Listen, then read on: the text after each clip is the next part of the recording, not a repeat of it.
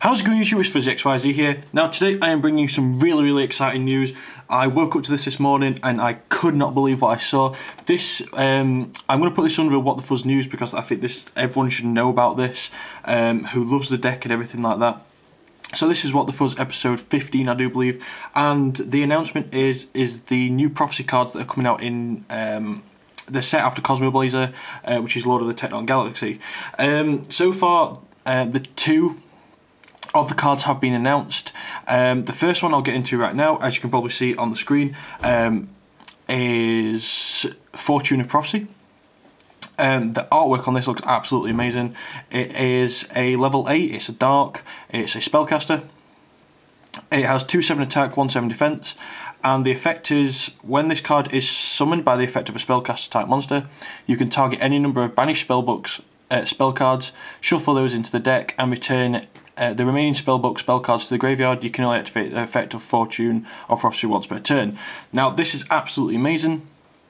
Basically, if you don't get what its effect is once it is summoned by a spellcaster type monster, so by Reaper, by Fool of Prophecy, even by Temperance, you get to choose any number of banished spellbooks and return as many as you want to the deck, and then you can put the rest of them into your graveyard. So for example, if you had 6 spellbooks banished, you can put 3 back into your deck and 3 banished.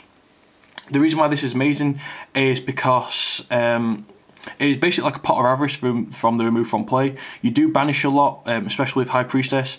Spellbook of Fate is growing in popularity. I think now this is out, I'll probably run Fate at 2, being that you can recycle them spellbooks along with Eternity. The best bit about it as well is that, being that Macro Rabbit is running rampant at the minute, a lot of your spellbooks do get banished, so you can put some of your main spellbooks like Secrets and Wisdoms back into the deck, and then you can put the odd one or two like Powers and stuff back into your graveyard, so it's fuel for High Priestess, for Spellbook Fate, and most importantly the Grand Spellbook Tower. The attack is really good. 2/7, it will be the biggest prophecy monster. That's more or less on par with what's it called? Hyperion, sorry, blanked out then.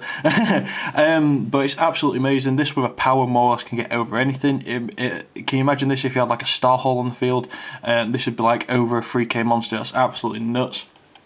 And the second card has to be the most busted ass spellbook that has probably ever been introduced or whatever.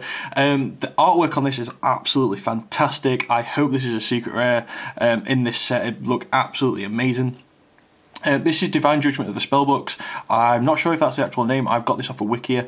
There is some different names going around, but I do believe that Divine Judgment of the Spellbooks will probably be the final one. I know a lot of them get changed from the OCG to the TCG. This is basically another spellbook. It is a quick play spell card, and the effect is, during the end phase of the turn you activate this card, add any number of spellbook spell cards from your deck to your hand except Divine Judgment of Spellbooks, up to the number of spell cards activated during this turn, then special summon one spellcaster type monster from your deck whose level is lower than or equal to the number of spellbooks you added this way. You can only activate the effect of this card once per turn. This is absolutely crazy.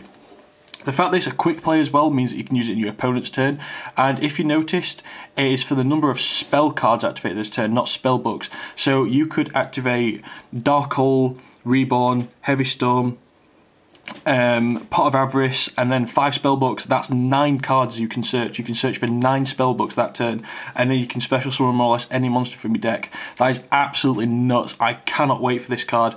It's beyond crazy. The pluses off this card is absolutely broke. Like I said, you can use it in your opponent's turn, so your opponent could use Heavy Storm, they could use Dark Hole, they could use MSTs, whatever, and it even activates in their turn, and then you get a special summon. Remember, this activates during the end phase, so you could, even if you activated 3 spellbooks this turn, say if you activated your opponent's turn, and 3 spell cards were activated, you get to add 3 spellbooks, and then you'll be able to special summon something like a Justice, or and then being that it's still the end phase, you can activate Justice's effect, banish it, get High Priestess, get whatever, and get another spellbook. That way you have 4 spellbooks in hand and a High Priestess. That is fuel for High Priestess like crazy. That is unbelievable. I cannot wait for this card.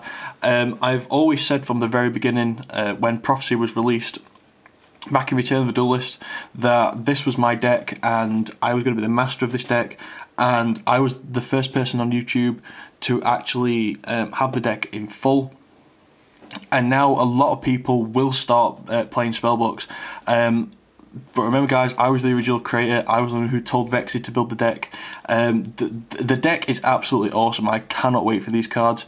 I'm so waiting for what the final card will be, which will be World. That's the final tarot card.